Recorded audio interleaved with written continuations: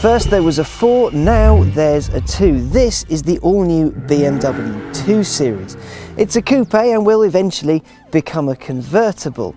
It's part of BMW's quite aggressive expansion, where the odd numbers are for sensible people who have done well for themselves but need space and practicality, where the even numbers are for people who really want to live in a penthouse and have lots of granite work surfaces.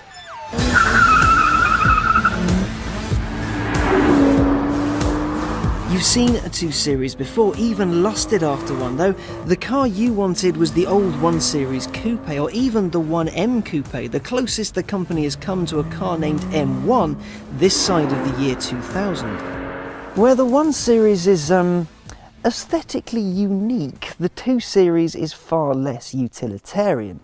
In its coupe form, it's pretty good looking, and it picks up where the 1 Series Coupe left off with quite some style. Its design is admittedly more evolutionary than revolutionary, but considering the current 1 Series hatch has a face only a mother could love, it's probably wise that BMW played it safe. This is the M235i, which is a very good thing indeed. The 35i means it's got a 3-litre 6-cylinder engine with 2 turbos and over 300 brake horsepower. What it means is that drivers get a little bit of extra go, but don't get all the M track focus super hardcore need to be an expert to pull all this stuff off type stuff. It means you get from 0 to 62 in 4.8 seconds and onto a top speed of a limited 155 miles an hour, which, fact fans, means this thing is just a little bit quicker than the other BMW M Performance hatch du jour, the M135i. That said, pretty much any BMW with that engine under the bonnet in any state of tune is universally loved, really, because it can be a rev-hungry monster when you want to get on it, or it can be a relaxed, comfortable, smooth cruiser should you find the need to cross a continent. I digress. The MPA cars are there to be a bridge between the foot soldiers of the lineup and the track-focused M cars. In this, you get a stock motor with more go, harder springs, bigger brakes and nice trim.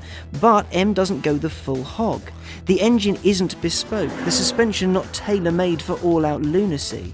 It's either a 2 Series on energy drink or an M2 under slight sedation.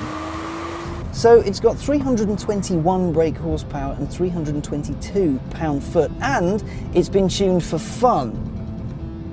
And oh my god, it is. This thing is, you know, every now and then, I know we drive a lot of very nice, fast, very special cars, but every now and then you get in something and you drive it for 5 minutes or so and you just realise there's something special about it.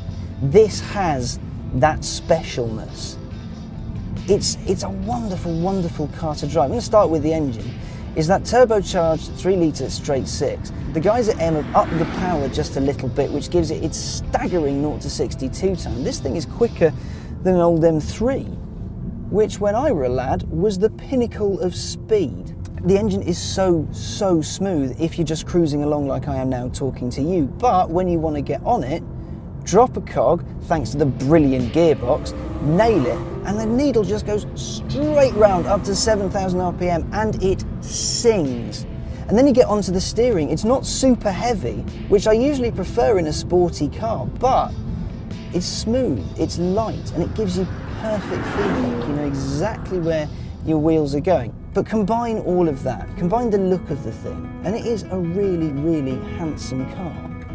Combine the power, combine the sublime handling, combine the way, all of that with how it makes you feel overall. This car makes you feel good. I don't normally gush quite this much over cars like this because on the surface of it, a lot of people might not think that it's all that. It's not an M2, it's an M235i, but occasionally you just get those cars which everything just clicks. BMW hopes that the 2 Series will gain it some new customers too. It's set the price sensibly low to entice people who say, don't have a family but need a car with space for stuff and friends. The M35i is £34,000. For that you get a 6-speed manual, turbocharged BMW with 4 seats, a decent boot and looks to kill. You also get a bloody good driver's car. But is it enough to sate the people who are looking for a miniature M in the same way the 1M Coupe did a few years back? In a word, yes, until the inevitable M2 comes along. But you know what? This car really makes me wonder whether BMW needs to make an M2 at all.